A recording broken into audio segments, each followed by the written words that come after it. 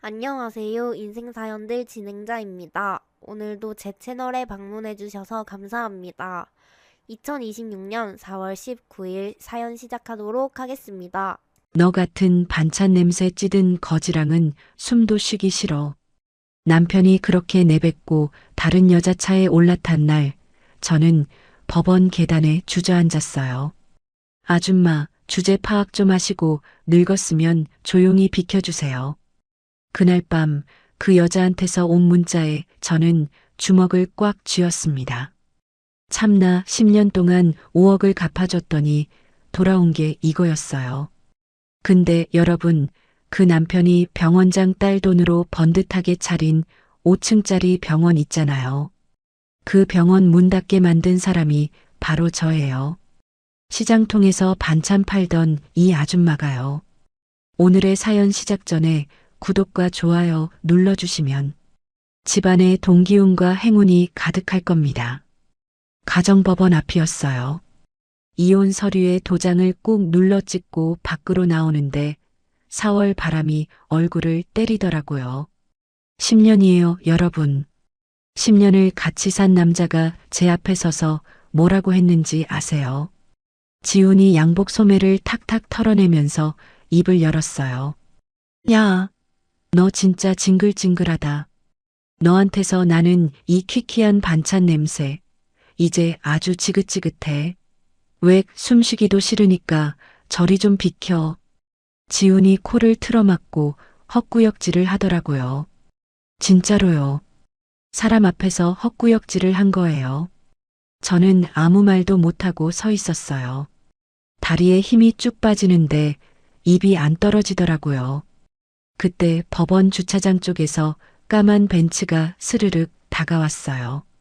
운전석 창문이 내려가더니 수아가 선글라스를 밀어 올리면서 환하게 웃었어요. 오빠 뭘 그렇게 꾸물거려? 우리 예약한 식당 늦겠단 말이야. 빨리 타. 지훈이 뒤도 안 돌아보고 조수석 문을 열면서 말했어요. 간다가. 아이고, 이제야 좀 살 것 같네. 저쪽은 냄새가 독해서 구역질이 나 죽는 줄 알았다니까. 문이 철컥 닫히고 벤츠가 출발했어요. 제 앞에서요. 10년을 같이 산 남자가 다른 여자 차를 타고 제 앞에서 사라진 거예요. 저는 법원 계단에 주저앉았어요.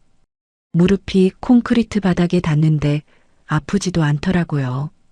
가슴이 너무 아파서 무릎 같은 건 느낄 수가 없었어요. 아니 글쎄, 여러분. 제가 그 사람한테 뭘 했는지 아세요? 10년 전으로 돌아가 볼게요. 새벽 3시 알람이 울리면 저는 이불을 걷어차고 일어났어요. 노량진 수산시장, 가락 농수산물 시장을 돌면서 싱싱한 재료를 골라 담았어요. 손이 꽁꽁 얼어붙는 한겨울에도 장화에 빗물이 차는 장마철에도 하루도 안 빠지고 시장을 돌았어요. 손에 습진이 올라와서 손가락 마디마디가 갈라지고 피가 맺혔어요. 밴드를 칭칭 감고 고무장갑을 끼면 또 일할 수 있었거든요. 안 아픈 척하는 거 저 정말 잘했어요. 그 돈이 어디로 갔냐고요. 지훈이 의대 다니면서 진 빚 졸업하고 병원 차리겠다고 빌린 돈. 합치면 5억이에요, 5억. 그걸 제가 반찬 팔아서 한 푼 한 푼 갚은 거예요. 아, 그런데요. 제가 그 빚을 다 갚아주니까 시어머니가 뭐라고 했는지 아세요? 시어머니가 거실 소파에 딱 버티고 앉아서 부채질을 하면서 말했어요. 야, 강윤아, 너 착각하지 마라. 우리 지훈이가 의사식이나 된 게 어디 내 덕인 줄 아니? 다 우리 아들이 똑똑해서 된 거지. 이 32평 아파트 명에 군말 말고 내 앞으로 싹 돌려놓고 몸만 나가. 주제에 어디서 의사 집안 며느리 자리를 꿰차고 앉아 있어? 여러분, 그 아파트 제가 반찬 팔아서 산 거예요. 제 이름으로 된 제 집이었어요. 근데 그걸 내놓으래요. 참나, 진짜. 그리고 며칠 전 일이에요. 지훈이 퇴근하고 돌아오는 시간이 점점 늦어지더라고요. 새벽 1시, 2시에 들어오는 날도 있었어요. 양복에서 향수 냄새가 났어요. 제가 쓰는 향수가 아니었어요. 핸드폰을 확인했어요. 수아라는 이름 옆에 하트가 붙어 있었어요. 문자가 수십 개 쌓여 있었어요. 저는 지훈이 앞에 핸드폰을 내밀었어요. 손이 떨렸어요. 이게 대체 뭐야? 수아라니, 이 여자가 대체 누구냐고. 당신 정말 이럴 수 있어? 지훈이 넥타이를 풀면서 귀찮다는 듯이 혀를 찼어요. 아우, 또 시작이네. 또 지랄이야. 야, 수아, 아버지가 큰 병원 원장님이야. 나 지금 사업 확장하려고 투자 받는 중이라고. 이건 비즈니스지. 네가 생각하는 그런 지저분한 게 아니란 말이야. 무식한 티 내지 말고 입 닥치고 가만히 좀 있어. 사업이래요, 여러분. 다른 여자랑 새벽까지 같이 다니면서 사업이래요. 진짜 어이가 없어서 말이 안 나왔어요. 그리고 오늘 이혼 도장을 찍고 법원에서 나오자마자 핸드폰이 울렸어요. 은행에서 온 문자였어요. 강윤한 임명의 대출 2억 원, 이번 달 이자 납입이 연체되었습니다. 저는 그 문자를 3번 읽었어요. 2억이요. 제가 빌린 적 없는 2억이 제 이름으로 잡혀 있었어요. 손이 떨리는 걸 꾹 참고 지훈한테 전화를 걸었어요. 야, 박지훈, 너 미쳤니? 내 이름으로 2억이나 대출을 받았다고? 이게 대체 어떻게 된 일이야? 당장 말해. 지훈이 코웃음을 치면서 대답했어요. 아, 그거 의료기기 들여올 때 내 명의가 좀 필요해서 썼다. 왜? 야, 너도 그동안 의사 마누라 소리 들으면서 호강하며 살았잖아. 그 정도는 네가 갚아야지. 안 그래? 하하. 전화가 뚝 끊겼어요. 저는 핸드폰을 쥔 채 한참을 서 있었어요. 그날 밤 짐을 싸서 아파트를 나왔어요. 여행 가방 하나에 옷 몇 벌, 그게 10년 살림의 전부였어요. 아파트 현관문을 닫는데 핸드폰이 울렸어요. 모르는 번호에서 온 문자였어요. 아줌마, 거울 좀 보세요. 그 꾀죄죄한 꼴로 오빠 옆에 있고 싶어요? 늙었으면 눈치껏 비켜줘야지. 이제 오빠는 내 거니까 다신 연락하지 마요. 수아였어요. 저는 그 문자를 읽고 길바닥에 주저앉았어요. 주먹을 꽉 쥐었어요. 손톱이 손바닥을 파고드는데 그 아픔이 오히려 정신을 번쩍 들게 하더라고요. 다음 날 아침 저는 허름한 앞치마를 두르고 반찬 가게 문을 열었어요. 평소랑 똑같이요. 단무지를 썰고 멸치를 볶고 김치를 담았어요. 근데 제 앞치마 주머니 안에는 작은 것이 하나 들어 있었어요. 지훈이 서재 서랍 깊숙이 숨겨뒀던 거예요. 제약회사에서 건네받은 돈 내역이 고스란히 담긴 조그만 저장 장치였어요. 짐 싸면서 챙겨 나온 거예요. 겉으로는 빚더미에 앉은 불쌍한 이혼녀. 아무것도 모르는 시장통 아줌마. 저는 그 연기를 완벽하게 해냈어요.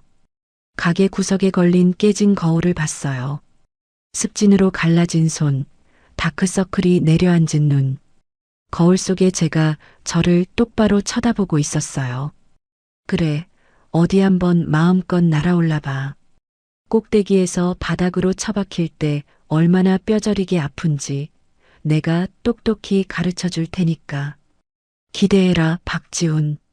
저는 거울 속에 저한테 그렇게 말하고 칼을 집어들어 단무지를 썰기 시작했어요. 일주일이 지났어요. 가게 문을 열고 평소처럼 반찬을 진열하고 있었는데 밖에서 쾅 하는 소리가 났어요. 유리문이 벌컥 열리더니 지훈이 먼저 들어오고 뒤에서 시어머니가 따라 들어왔어요.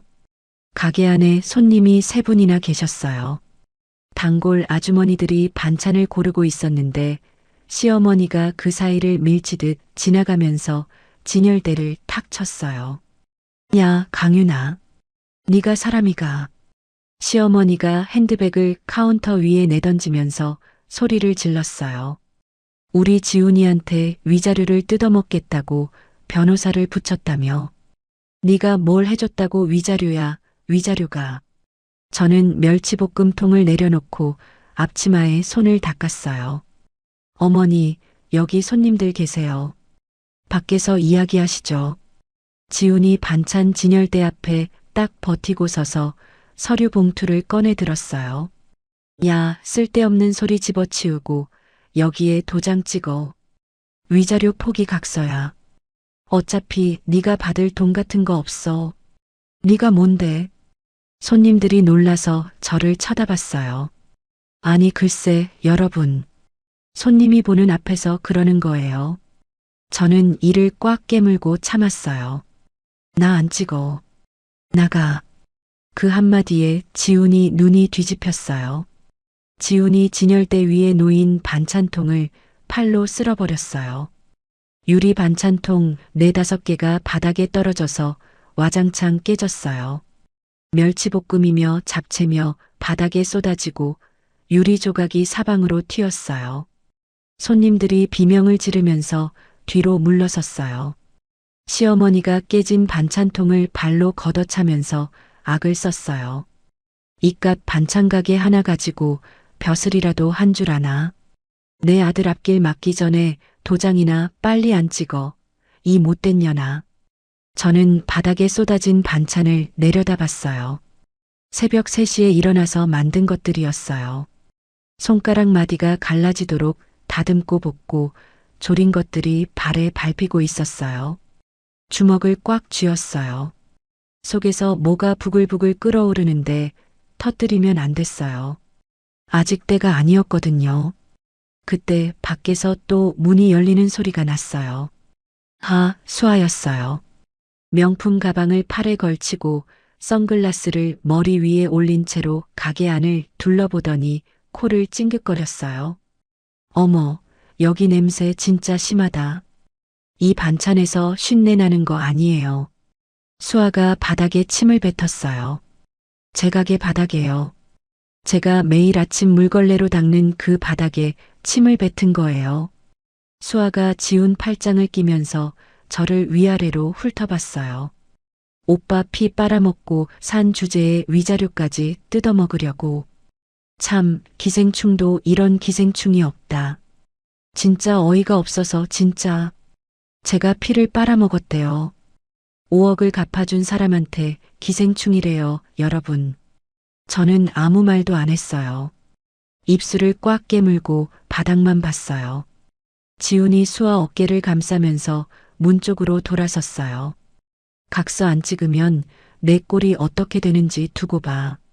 무능한 년이 어디서 바라기야. 세 사람이 나가고 유리문이 닫혔어요. 가게 안이 조용해졌어요.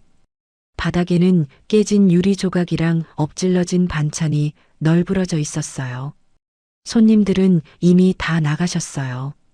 저 혼자 남았어요. 저는 빗자루를 들고 유리 조각을 쓸기 시작했어요. 손이 떨려서 빗자루를 제대로 잡을 수가 없었어요. 그때 가게 문이 또 열렸어요. 고개를 들어보니 김 여사님이셨어요. 김 여사님은 제 가게에 10년을 오신 분이에요.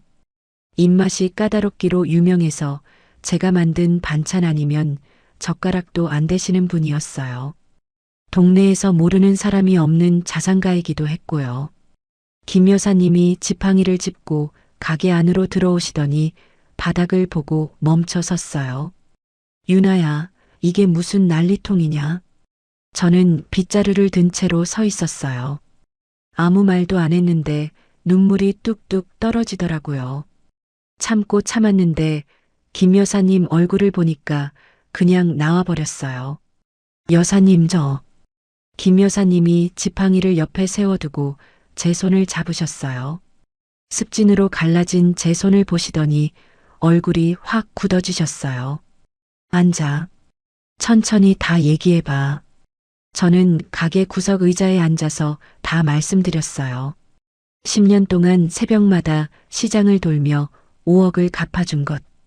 지훈이 병원장 딸이랑 바람이 나서 저를 내쫓은 것. 제 이름으로 2억을 몰래 대출받아 놓은 것. 전부 다요. 김 여사님이 듣고 계시다가 지팡이를 집어들어 바닥을 쾅 내리치셨어요. 호로 자식들.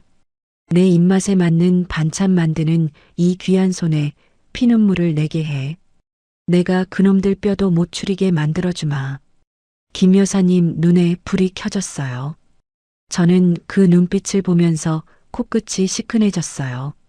10년 동안 반찬 장사하면서 제 편이 되어준 사람이 한 명도 없었거든요. 다음 날 오후였어요. 김 여사님이 양복을 빼입은 남자 2명을 데리고 가게로 오셨어요. 명함을 받아보니까 서울에서 제일 큰 로펌 변호사들이었어요. 김 여사님이 의자에 앉으시면서 지팡이를 탁 내려놓으셨어요. 유나야, 그 나쁜 놈이 새로 차리려는 병원 건물 있잖아. 그 건물부터 뒤져봐야 해. 변호사가 서류를 펼치며 설명했어요. 강윤아 씨, 그 5층짜리 상가 건물 등기를 떼봤는데 빚이 잔뜩 걸려 있습니다. 병원장 쪽에서 무리하게 매입하려다 자금이 꼬인 겁니다. 저는 그 말을 듣고 가만히 생각했어요. 빚이 걸려 있다. 그 빚을 내가 사들이면 어떻게 될까? 김 여사님이 제 표정을 읽으셨는지 고개를 끄덕이셨어요. 내 돈으로 그 빚 전부 사줄 테니까 네 이름으로 해. 그러면 그 건물에서 꼼짝도 못하게 된다. 진짜 숨이 멎는 줄 알았어요. 김 여사님이 그렇게까지 해주신다는 게 믿기지 않았어요.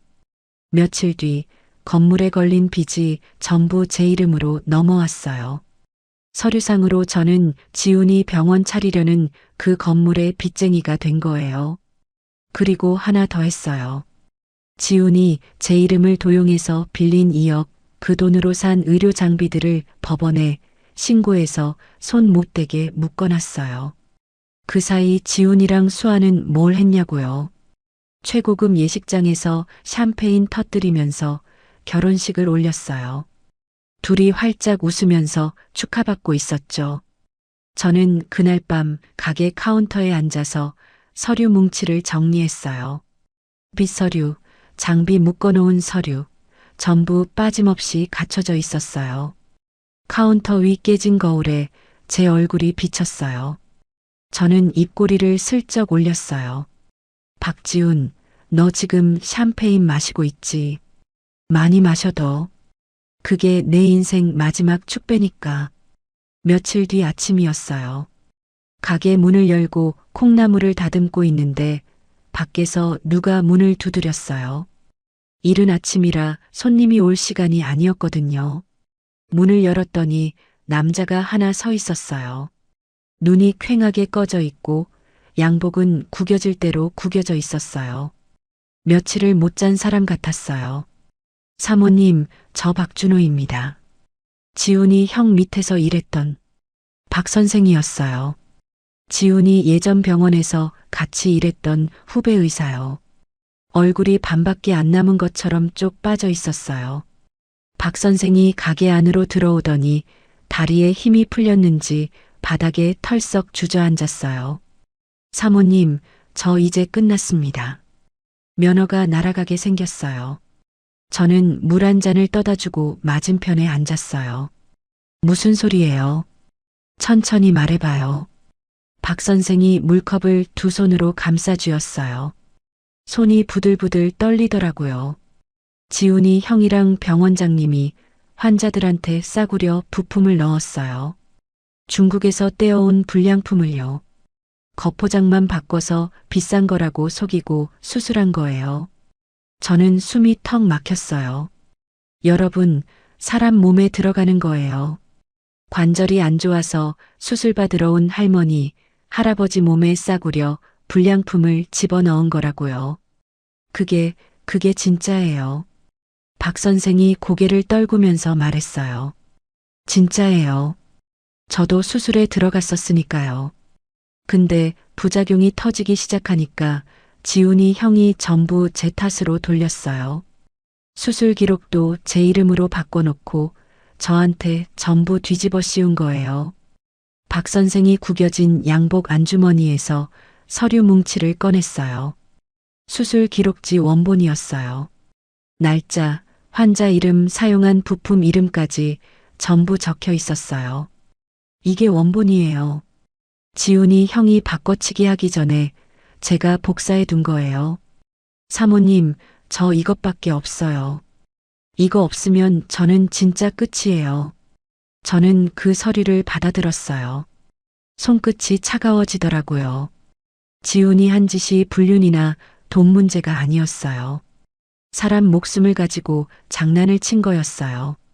진짜 역겨웠어요. 같은 이불 덮고 10년을 잔 사람이 이런 짓을 하고 있었다니. 저는 주먹을 꽉 쥐었어요. 박 선생님, 이 서류 저한테 맡겨주세요. 제가 반드시. 그 말이 끝나기도 전이었어요. 쾅! 가게 유리문이 박살이 났어요. 문짝재로 걷어찬 거예요.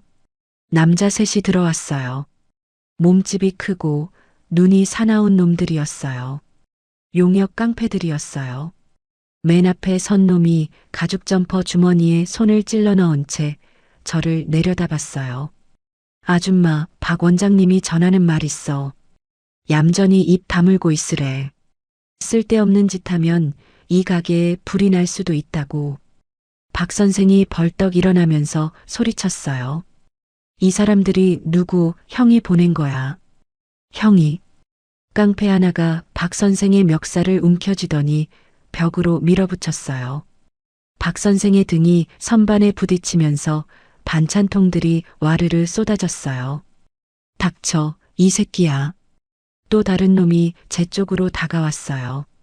저는 서류를 등 뒤로 감추려고 했어요. 근데 그놈이 제 손목을 확 비틀어서 서류를 낚아챘어요. 이거지. 이거. 놈이 서류 뭉치를 흔들어 보이면서 씩 웃었어요. 그리고 제 앞치마 주머니를 뒤지더니 안에 있던 작은 저장 장치까지 꺼내갔어요. 아, 여러분. 제가 그렇게 아끼던 그 저장 장치요. 지훈이 제약회사한테 받은 돈 내역이 담긴 거. 그걸 빼앗긴 거예요. 안 돼. 그거 내놔. 제가 달려들었더니 맨 앞에 섰던 놈이 제 멱살을 잡고 바닥에 패대기 쳤어요. 등이 바닥에 부딪히면서 숨이 확 막혔어요. 깨진 유리 조각 위로 손이 짓눌려서 피가 쭉 흘렀어요. 박 선생도 바닥에 쓰러져 있었어요. 놈들이 박 선생의 등을 밟으면서 문 쪽으로 끌고 나가기 시작했어요. 사모님, 살려주세요. 사모님. 박 선생이 바닥에 끌려가면서 저를 보고 소리쳤어요. 저는 손에서 피가 흐르는 채로 일어나려고 했는데 다리에 힘이 안 들어갔어요. 놈들이 박 선생을 질질 끌고 나가고 가게가 조용해졌어요. 바닥에 피가 뚝뚝 떨어지고 있었어요. 제 손에서 나온 피였어요. 얼마나 지났을까 핸드폰이 울렸어요. 지훈이었어요. 저는 피 묻은 손으로 전화를 받았어요. 야, 강윤아. 네가 아무리 발버둥 쳐봤자 넌 바닥에서 기어다니는 지렁이야. 나는 하늘 위에 있는 사람이고 주제 파악 좀 하고 살아. 지훈이 킬킬거리면서 웃었어요. 수화기 너머로 수화가 까르르 웃는 소리도 들렸어요. 전화가 끊겼어요. 저는 핸드폰을 바닥에 내려놓고 한참을 앉아 있었어요. 서류도 빼앗기고 저장 장치도 빼앗기고 박 선생까지 끌려갔어요. 손에서는 피가 멈추지 않고 흘렀어요. 이대로 끝인가? 진짜 이대로 무너지는 건가? 깨진 반찬통 사이에서 유리 조각을 치우는데 손이 또 베었어요. 근데 이상하게 아프지 않았어요. 아픈 게 아니라 뭔가 뜨거운 게 뱃속에서부터 치밀어 올라오더라고요. 도끼였어요. 뼛속까지 차오르는 도끼. 저는 피나는 손을 대충 행주로 감쌌어요. 그리고 카운터 서랍을 열었어요. 김 여사님이 주셨던 명함이 거기 있었어요. 명함을 집어들고 가게 문을 나섰어요. 택시를 잡았어요. 기사님이 백미러로 제 손을 보더니 놀라서 물었어요. 손님, 병원부터 가셔야 하는 거 아닙니까? 아니요. 여기로 가주세요. 저는 명함에 적힌 주소를 읽어드리고 창밖을 봤어요. 피가 행주를 적시면서 빨갛게 번지고 있었어요. 박 선생의 얼굴이 떠올랐어요. 바닥에 끌려가면서 저를 부르던 그 목소리가 귓속에서 맴돌았어요. 미안해요, 박 선생님. 근데 이대로 안 끝나요. 절대로. 택시가 큰 도로로 접어들었어요. 저는 피 묻은 손을 무릎 위에 올려놓고 이를 꽉 깨물었어요. 로펌 사무실 문을 열고 들어서자마자 안내 직원이 제 손을 보고 기겁했어요. 행주에 피가 배어 나와서 바닥에 뚝뚝 떨어지고 있었거든요. 김 여사님이 회의실에서 나오시다가 저를 보고 지팡이를 놓으실 뻔하셨어요. 유나야, 네 그 손이 뭐고? 저는 회의실 의자에 앉자마자 다 말씀드렸어요. 박 선생이 수술 기록지 원본을 가져온 것. 깡패들이 들이닥쳐서 서류랑 저장 장치를 전부 빼앗아 간 것. 박 선생이 끌려간 것. 하나도 빠짐없이요. 변호사 2명이 제 말을 들으면서 얼굴이 점점 굳어졌어요. 김 여사님이 지팡이를 쾅 내리치셨어요. 깡패까지 동원해. 사람이 아니라 짐승이구나, 그놈들이. 김 여사님이 핸드폰을 꺼내 들면서 말씀하셨어요. 유나야, 증거를 빼앗겼으면 다시 찾으면 돼. 다른 데서. 여러분, 김 여사님이 어떻게 하셨는지 아세요? 그 자리에서 바로 전화를 돌리기 시작하셨어요. 동네 유지 사모님들한테요. 나야 나. 김씨. 급한 일이야. 그 대형 병원 있잖아. 수아, 아버지 병원. 거기 의료 장비 납품하는 업체 사장 알지? 그 사장 뒷구멍이 어디 있는지 좀 알아봐. 전화 1통, 2통, 3통. 김 여사님의 전화가 끝나기도 전에 사모님들한테서 연락이 오기 시작했어요. 이틀이 지났어요. 사모님들 네트워크가 얼마나 대단한지 여러분은 상상도 못하실 거예요. 납품업체 사장이 몰래 만나는 여자가 있다는 정보가 들어왔어요. 그 여자가 사는 오피스텔 위치까지 딱 찍어서요. 김 여사님이 로펌 회의실 테이블을 손바닥으로 탁 치시면서 말씀하셨어요. 그 여자한테 장부가 있어. 납품업체 사장이 병원장하고 주고받은 진짜 거래 내역 이중으로 만들어둔 장부. 그걸 그 여자 집 금고에 넣어뒀다더라. 변호사가 안경을 고쳤으면서 물었어요. 그걸 어떻게 확보합니까? 김 여사님이 팔짱을 끼고 의자에 등을 기대셨어요. 돈이면 되지. 그 여자도 사장한테 버림받을까봐 불안해하고 있다더라. 목돈 쥐어주면 입도 열고 금고도 열어. 진짜 김 여사님은 무서운 분이에요. 전쟁터에서 장군 같으셨어요. 사흘째 되던 날 밤이었어요. 변호사가 큰 봉투 하나를 들고 로펌 사무실로 들어왔어요. 테이블 위에 봉투를 내려놓더니 안에서 두꺼운 장부를 꺼냈어요. 확보했습니다. 저는 떨리는 손으로 장부를 펼쳤어요. 숫자가 빼곡하게 적혀 있었어요. 병원장이 납품업체한테 싸구려 부품을 사면서 비싼 부품값으로 서류를 꾸민 내역이었어요. 그 차액이 어디로 갔느냐? 해외에 만들어둔 유령 회사로 빠져나갔어요. 수십억이요. 여사님, 이거면 되는 거예요. 제 목소리가 떨렸어요. 김 여사님이 장부를 한 장 한 장 넘기시면서 고개를 끄덕이셨어요. 그래, 이거면 그놈들 목줄이야. 저는 며칠 밤을 새웠어요. 변호사들이랑 회의실 바닥에 장부를 펼쳐놓고 한 줄 한 줄 짚어가면서 분석했어요. 날짜, 금액, 이체 기록을 전부 맞춰봤어요. 커피를 12잔도 넘게 마셨어요. 눈이 충혈되고 손가락이 뻣뻣해졌는데 멈출 수가 없었어요. 그 사이 지훈의 병원은 어떻게 됐냐고요. 아니 글쎄, 수아가 인터넷에 홍보를 떡 벌려놓으니까 개원도 하기 전에 예약이 밀려들었어요. 지우는 동네 곳곳에 자기 얼굴이 박힌 현수막을 내걸고 다녔어요. 명의라면서요. 명의래요, 여러분.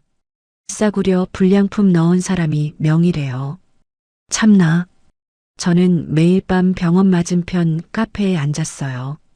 아메리카노 한 잔 시켜놓고 창밖으로 5층짜리 건물을 올려다봤어요. 층마다 환하게 불이 들어와 있었어요. 인테리어 공사가 한창이었거든요.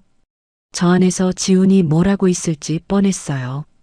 원장실 가죽 의자에 앉아서 다리 꼬고 커피 마시면서 콧노래를 부르고 있겠죠. 여러분, 좀만 기다려보세요. 저 불이 꺼지는 날이 곧 와요. 변호사들이 서류를 전부 완성했어요.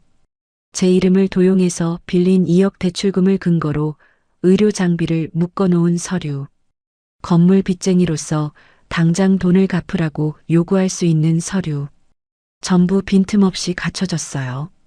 깡패들한테 당하던 날 가게 구석에 몰래 달아놨던 소형 카메라도 살아있었어요. 놈들이 저를 패대기 치고 박 선생을 끌고 나가는 장면이 선명하게 찍혀 있었거든요. 그 영상을 김 여사님의 조카분한테 넘겼어요. 경찰에서 일하시는 분이었어요. 모든 준비가 끝난 날이었어요. 저는 가게 뒷방 거울 앞에 섰어요. 늘어진 낡은 티셔츠를 벗어서 구석에 던졌어요. 김 여사님이 맞춰주신 정장을 꺼내 입었어요. 검은색 재킷에 하얀 블라우스, 구두까지. 거울 속에 다른 사람이 서 있었어요. 시장통에서 새우젓 냄새 풍기던 아줌마가 아니었어요. 저는 거울을 똑바로 보면서 말했어요. 냄새나는 반찬 아줌마는 오늘부로 죽었어. 서류 뭉치를 가방에 넣고 지퍼를 닫았어요. 내일이 지훈의 병원 개업식이었어요. 지훈의 병원 개업식 날이었어요. 5층짜리 건물 앞에 화환이 양쪽으로 쭉 늘어서 있었어요. 20개는 넘었을 거예요. 개원을 축하합니다. 라는 문구가 붙은 화환들 사이로 사람들이 북적북적 들어가고 있었어요. 저는 건물 맞은편 카페 창가에 앉아서 그 광경을 지켜봤어요. 커피잔을 들고 있는 손은 떨리지 않았어요. 오늘은 안 떨렸어요. 로비가 한눈에 보였어요. 샴페인 잔이 피라미드처럼 쌓여 있었고 동네 유지 사모님들이 모피 코트를 걸치고 삼삼오오 모여 서 있었어요. 지훈이 로비 한가운데 서 있었어요. 새 양복을 빼입고 머리를 반들반들하게 넘기고 샴페인 잔을 번쩍 들어 올렸어요. 오늘 이 자리에 와주신 모든 분들께 감사드립니다. 이 지역 최고의 병원으로 만들겠습니다. 박수가 쏟아졌어요. 수아가 지훈 옆에 딱 붙어서 꽃다발을 안고 활짝 웃고 있었어요. 병원장도 양복 단추를 채우고 점잖은 표정으로 앞줄에 서 있었고요. 샴페인이 터졌어요. 거품이 쏟아지고 사람들이 환호했어요. 저는 커피를 한 모금 마시고 핸드폰을 꺼냈어요. 변호사한테 문자를 보냈어요. 시작하세요. 카페 문을 열고 나왔어요. 바람이 차가웠는데 정장 안쪽으로 심장이 뜨겁게 뛰고 있었어요. 건물 정문으로 걸어갔어요. 법원 집행관 4명이 저를 기다리고 있었어요. 양복 차림에 서류 가방을 든 사람들이었어요. 강윤아 씨, 준비되셨습니까?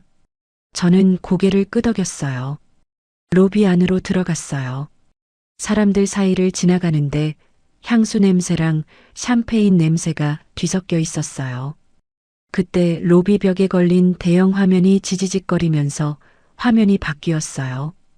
개업 축하 영상이 나오고 있었는데 갑자기 끊기더니 다른 소리가 흘러나왔어요. 지훈의 목소리였어요. 아, 그 제약회사 사장이 또 보냈어. 하하, 매달 꼬박꼬박 들어와. 아, 그리고 그 반찬 냄새나는 년 있잖아. 그년이 뭘 안다고. 무식한 게 딱 좋아. 들킬 일이 없으니까. 제가 미리 준비해둔 녹음이었어요. 저장 장치는 빼앗겼지만 저도 바보가 아니거든요. 미리 복사해 둔 게 있었어요. 로비가 순식간에 조용해졌어요. 샴페인 잔을 들고 있던 사람들이 서로 얼굴을 쳐다봤어요. 웅성거리는 소리가 파도처럼 퍼졌어요. 지훈의 얼굴이 하얗게 질렸어요. 샴페인 잔을 든 손이 부들부들 떨리더라고요. 저는 집행관들과 함께 로비 한가운데로 걸어갔어요. 구두굽이 대리석 바닥에 딱딱 올렸어요. 지훈이 저를 봤어요.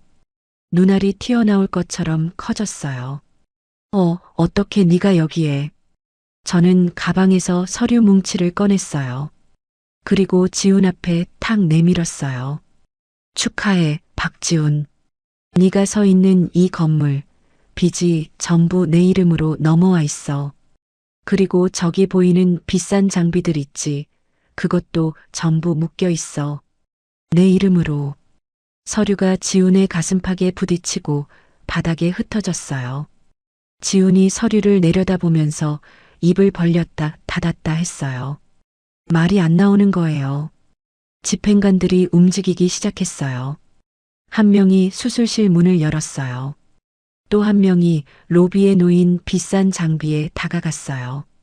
붉은색 딱지를 꺼내 들더니 장비 옆면에 탁 붙였어요. 수술실 안에 있던 장비에도 탁.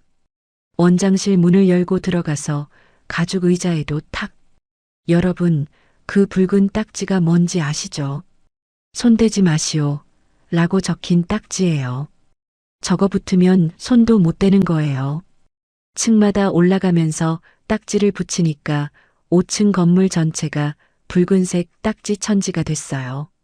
수아가 꽃다발을 바닥에 내던지면서 비명을 질렀어요.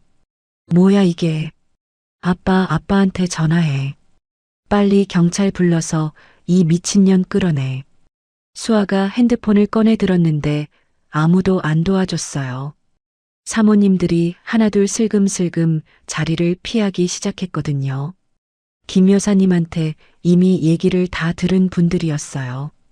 한 사모님이 수아 옆을 지나가면서 혀를 차더라고요. 즉, 환자한테 가짜 넣고 돈 해먹은 병원이 이 동네에서 장사를 해. 수아의 얼굴이 시뻘개졌어요. 입술이 파르르 떨리면서 바닥에 주저앉았어요. 저는 지훈한테 한 걸음 다가갔어요. 지훈이 뒷걸음질을 쳤어요. 다리가 후들후들 떨리고 있었어요. 저는 지훈의 귀 가까이에 얼굴을 가져갔어요. 그리고 낮은 목소리로 말했어요. 내 이름 훔쳐서 빌린 2억, 이자까지 쳐서 한 푼도 안 남기고 다 뽑아낼 거야. 네가 서 있는 이 바닥도 내 거야. 박지훈, 너 이제 끝이야. 지훈의 무릎이 꺾이더라고요.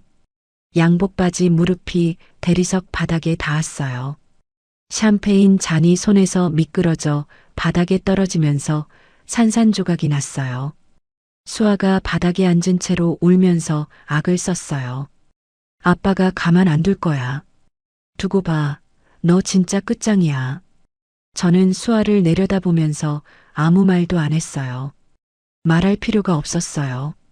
집행관들과 함께 로비를 빠져나왔어요. 건물 밖으로 나오니까 바람이 불었어요. 4월 바람이었는데 처음으로 따뜻하게 느껴졌어요. 가슴 안에서 10년 동안 눌러놨던 뭔가가 터져 나오는 것 같았어요. 시장 바닥에서 새우젓 통 나르면서 허리가 끊어질 것 같던 새벽.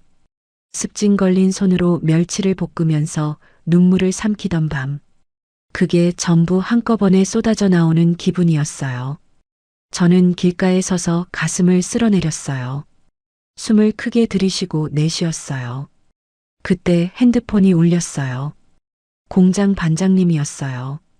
사장님, 큰일 났습니다. 사장님, 지금 공장에 사람들이 들이닥쳤어요. 반장님 목소리가 떨리고 있었어요. 택시를 잡아 타고 공장으로 달려갔어요. 도착하니까 공장 앞에 관용차 2대가 세워져 있었어요. 위생과 직원들이 공장 안을 헤집어 놓고 있었어요. 반장님이 공장 입구에서 저를 보자마자 달려왔어요. 사장님, 아침 9시 딱 되자마자 들이닥쳤어요. 예고도 없이 그냥 우르르 들어와서 다 뒤지고 있어요. 공장 안으로 들어가 봤어요. 직원 셋이 구석에 몰려서서 어쩔 줄 몰라 하고 있었어요. 위생과 직원 하나가 냉장고 문을 활짝 열어젖히고 식자재통을 하나씩 끄집어내고 있었어요. 이거 유통기한 표시가 불분명하네. 이것도 빼. 이것도 멀쩡한 식자재였어요, 여러분. 제가 그날 새벽에 시장에서 직접 골라온 것들이었어요. 유통기한도 전부 붙여놨고요. 저는 위생과 팀장한테 다가갔어요. 저기요, 왜 예고도 없이 오신 거예요? 저희 공장 위생 점수 매번 만점이었거든요. 팀장이 서류판을 들고 저를 쳐다보지도 않으면서 말했어요. 민원이 들어왔습니다. 확인 절차예요. 민원이래요. 10년 동안 민원 한 번 안 들어온 공장에 갑자기 민원이 들어왔대요. 누가 넣었는지 뻔하잖아요. 위생과 직원들이 2시간 동안 공장을 샅샅이 뒤졌어요. 냉장고, 조리대, 배수구, 환기시설까지 전부요. 그리고 팀장이 공장 정문에 종이 한 장을 붙였어요. 전면 영업 정지 처분. 저는 그 종이를 멍하니 쳐다봤어요. 다리에 힘이 풀려서 벽에 등을 기댔어요. 반장님이 제 옆으로 오더니 조심스럽게 물었어요. 사장님, 이거 그 사람들이 한 거죠? 병원 쪽에서. 고개만 끄덕였어요. 입을 열면 울 것 같아서요. 점심때쯤 되니까 직원들이 하나둘 짐을 챙기기 시작했어요. 제일 오래된 직원인 순자 씨가 앞치마를 벗으면서 눈물을 글썽거렸어요. 사장님, 나 이번 달 월세 내야 하는데 공장 언제 다시 열어요? 저는 아무 말도 못했어요. 순자 씨 뒤에 서 있는 직원들 얼굴이 전부 보였어요. 저 때문에 M1 사람들이 일터를 잃은 거예요. 가슴이 짓눌리는 것 같았어요. 숨을 쉬는데 목구멍이 막히는 느낌이었어요. 그날 오후 지훈한테서 전화가 왔어요. 야, 강윤아. 기분이 어때? 공장 문 닫혔지. 지훈이 코웃음을 치면서 말했어요. 당장 병원 장비에 붙인 딱지 떼고 내 앞에 무릎 꿇고 빌어. 그러면 고소는 취하해 줄게. 넌 돈도 없고 백도 없잖아. 시장통 아줌마가 어디서 바라기야. 전화를 끊고 핸드폰을 주머니에 넣었어요. 손이 떨렸어요.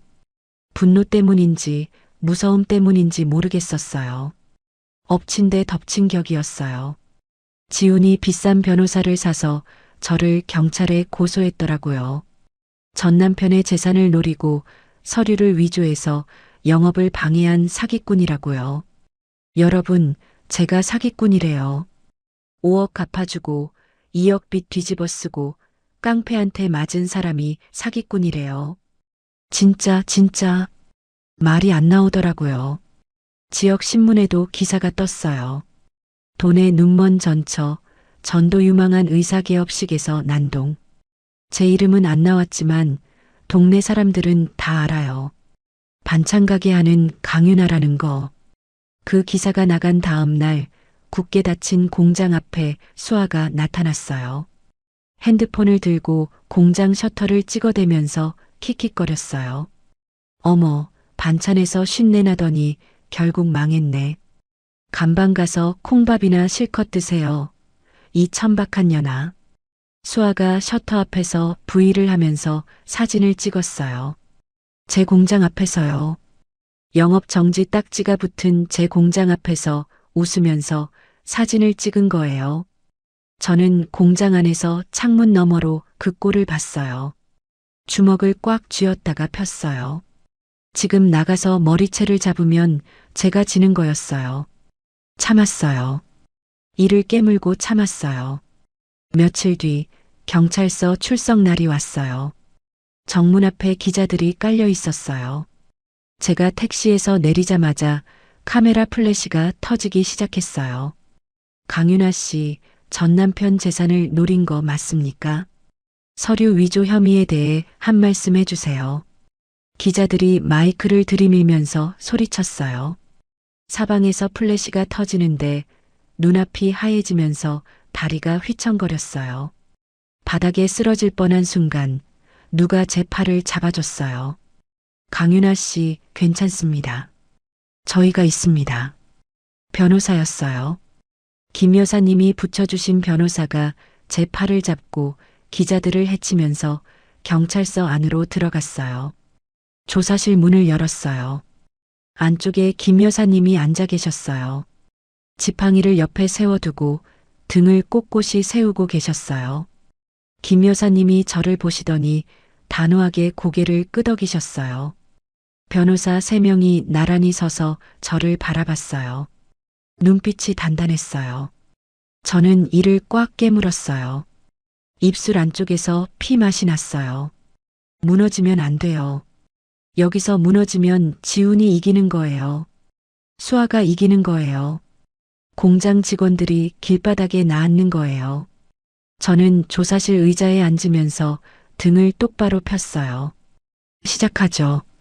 경찰 조사가 끝나자마자 저는 김 여사님과 함께 로펌 사무실로 향했어요. 택시 안에서 김 여사님이 제 무릎을 톡톡 치시면서 말씀하셨어요. 유나야, 이제 꺼낼 때가 됐다. 더 묵혀두면 우리가 먼저 쓰러져. 저도 알고 있었어요. 공장은 문이 닫혔고 직원들은 월급을 못 받고 저는 사기꾼으로 몰리고 있었어요. 더 참을 시간이 없었어요. 로펌 사무실에 도착하니까 변호사가 테이블 위에 이중장부 사본과 분석 자료를 쫙 펼쳐놨어요. 강윤아 씨, 이걸 언론에 넘기면 돌이킬 수 없습니다. 괜찮으시겠습니까? 저는 1초도 안 망설였어요. 넘기세요. 그날 오후 대형 방송국 기자를 만났어요. 조용한 카페 구석에서요. 이중장부 사본, 분석 자료, 병원장이 유령 회사로 돈을 빼돌린 내역을 전부 건넸어요.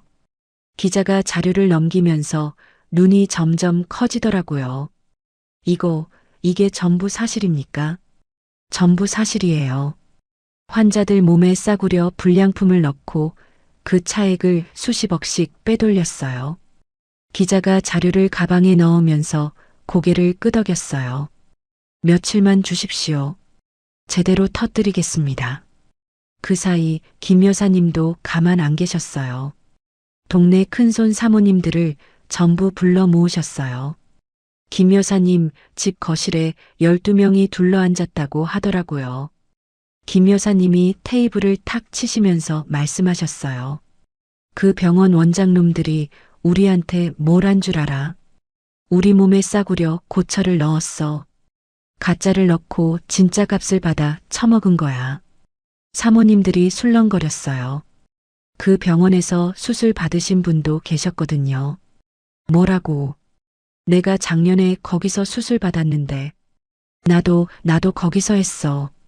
김 여사님이 손을 들어 조용히 시키셨어요. 곧 뉴스에 나와. 그때 가서 깜짝 놀라지 말고 미리 알아두라고 모은 거야. 그리고 주변에도 얘기해. 그 병원 절대 가지 말라고. 사모님들이 자리에서 일어나면서 핸드폰을 꺼내 들었어요. 그때부터 소문이 돌기 시작했어요. 여러분, 동네 사모님들 입소문이 얼마나 빠른지 아세요? 하루도 안 돼서 온 동리가 다 알게 됐어요. 며칠이 지났어요. 그날 저녁 9시였어요. 저는 로펌 회의실에서 변호사들이랑 같이 텔레비전을 켜놓고 앉아 있었어요. 뉴스 시작 음악이 나오고 앵커가 입을 열었어요. 대형 병원장 일가의 충격적인 의료 비리가 드러났습니다. 환자들에게 불량 부품을 삽입하고 그 차액 수십억 원을 해외로 빼돌린 정황이 포착됐습니다. 화면에 지훈의 5층짜리 병원이 나왔어요. 그 다음에 병원장의 본원 건물이 나왔어요. 이중장부 내역이 화면에 쫙 깔리면서 돈이 어디서 어디로 흘러갔는지 도표로 보여줬어요. 그리고 지훈의 얼굴이 화면에 떴어요. 며칠 전 개업식에서 샴페인 들고 웃던 그 얼굴이요. 해당 병원 원장은 제약회사로부터 불법 뒷돈을 수수한 혐의도 받고 있으며 이를 은폐하기 위해 전 배우자에게 폭력 조직을 동원한 정황까지 확인됐습니다. 소형 카메라에 찍힌 영상도 나왔어요. 깡패들이 제 가게에 들어와서 저를 패대기 치고 박 선생을 끌고 나가는 장면이요. 모자이크 처리가 됐지만 얼마나 거칠게 당했는지 다 보였어요. 또한 지역 구청 위생과의 표적 단속 배후에 병원장 일가의 로비가 있었던 것으로 드러나 관련 공무원들도 수사를 받을 예정입니다. 저는 텔레비전 화면을 보면서 숨을 크게 내쉬었어요. 두 손을 무릎 위에 올려놓았는데 떨리지 않더라고요. 김 여사님이 옆에서 지팡이를 탁 치시면서 말씀하셨어요. 잘됐다. 이제 그놈들 꼼짝 못해. 다음 날 아침이었어요. 뉴스가 터지자마자 세상이 뒤집혔어요. 경찰 수사대가 지훈의 5층 병원에 들이닥쳤어요. 동시에 병원장의 본원에도 수사관들이 우르르 들어갔어요. 양쪽을 한꺼번에 친 거예요. 지훈이 원장실에서 수갑을 차고 끌려 나오는 장면이 텔레비전에 생중계됐어요. 며칠 전까지 명예행세를 하던 사람이 고개를 푹 숙이고 수사관들 사이에 끼어서 나오는 거예요. 수아 아버지인 병원장도 본원에서 수갑을 찬 채 나왔어요. 양복깃이 구겨져 있었고 얼굴이 흑빛이었어요. 병원 앞에는 사람들이 몰려들기 시작했어요. 거기서 수술 받았던 환자들이었어요. 내 몸에 가짜를 넣었다고. 내 돈 돌려내. 이 사기꾼들아 나와. 환자 수백 명이 모여서 소리를 지르고 변호사들이 집단으로 소송을 걸기 시작했어요. 그리고 제 공장 영업 정지요. 뉴스에서 위생과 표적 단속 배후가 밝혀지면서 담당 공무원 3명이 줄줄이 잡혀 들어갔어요. 영업 정지 처분은 바로 취소됐어요. 여러분, 이게 끝이 아니에요. 방송을 본 사람들이 제 반찬 공장으로 주문을 보내기 시작했어요. 전화가 쉴 새 없이 울렸어요. 인터넷 주문도 폭주했어요. 영업 정지 당하기 전보다 3배는 넘게 주문이 들어왔어요. 순자 씨한테 전화했어요. 순자 씨, 내일부터 다시 나와요. 공장 문 열어요. 순자 씨가 전화기 너머로 코를 훌쩍거렸어요. 사장님, 진짜요. 진짜 다시 여는 거예요. 진짜예요. 빨리 나와요. 주문 밀려서 손이 모자라. 전화를 끊고 나니까 수아 소식이 들려왔어요. 수아가 병원장 아버지 몰래 숨겨둔 비자금을 챙겨서 공항으로 도망쳤대요. 밤중에 캐리어 끌고 출국장으로 갔다더라고요. 근데요, 여러분. 출국장 앞에서 형사들이 기다리고 있었어요. 수아가 캐리어를 끌고 나타나자마자 형사 둘이 앞을 딱 막아섰어요. 오수아 씨, 세금 빼돌린 혐의와 증거 없앤 혐의로 체포합니다. 수아가 캐리어를 놓치면서 바닥에 주저앉았어요. 명품 가방이 바닥에 나뒹굴었어요. 싫어, 나 아무 잘못 없어. 놓으라고. 수아가 바닥에서 발버둥을 치는 모습이 공항 보안 카메라에 찍혀서 그것도 뉴스에 나왔어요. 수아 일가의 재산이 전부 묶였어요. 은행 계좌, 부동산, 차량 전부요. 병원 2곳이 빚을 못 갚아서 부도가 났어요. 그러니까 지훈이 어떻게 됐겠어요. 수아 아버지한테 꼬리 잘린 거예요. 병원장이 변호사 통해서 통보했대요. 더 이상 사위도 아니고 한 푼도 줄 돈 없다고요. 지훈은 면허도 돈도 병원도 아내도 전부 잃고 거리에 나앉았어요. 저는 그날 밤 로펌 사무실 창가에 서서 커피를 한 잔 마셨어요. 뉴스 화면에 지훈이 수갑 차고 끌려 나오는 장면이 반복 재생되고 있었어요. 커피가 따뜻했어요. 오랜만에 마시는 따뜻한 커피였어요. 겨울이 왔어요. 모든 폭풍이 지나가고 조용한 겨울이었어요. 그날 아침 저는 새로 뽑은 승용차 안에서 핸드폰을 확인하고 있었어요. 공장 주문 현황이랑 매장 인테리어 진행 상황을 체크하는데 모르는 번호에서 전화가 왔어요. 받았어요. 유나. 숨소리가 먼저 들렸어요.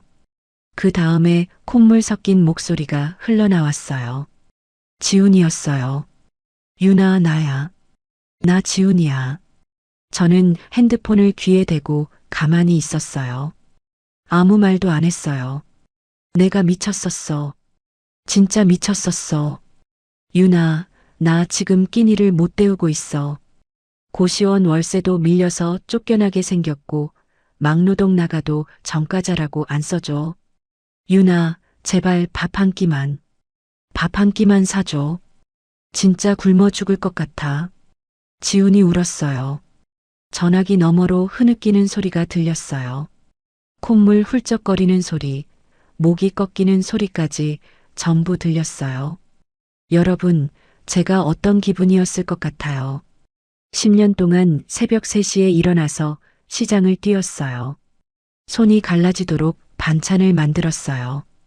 5억을 갚아줬어요.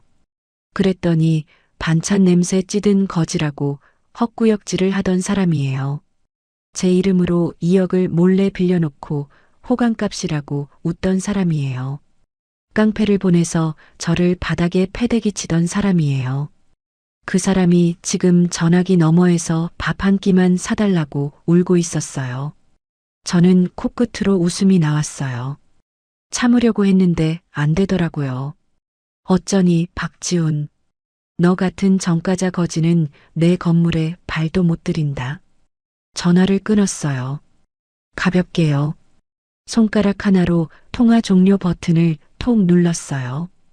핸드폰을 조수석에 내려놓고 창밖을 봤어요. 아무 감정도 안 들더라고요. 미안하지도 시원하지도 슬프지도 않았어요. 그냥 끝난 거였어요. 지우는 그 뒤로 의사 면허가 영구히 취소됐어요. 수십억 대의 빚에 시달리면서 빚쟁이들한테 쫓겨다녔어요. 폐지를 줍는다는 소문도 들었어요.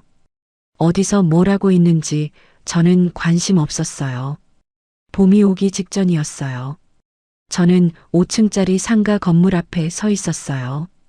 지훈이 병원을 차리려던 바로 그 건물이요. 그 건물이 이제 제 이름으로 넘어왔어요.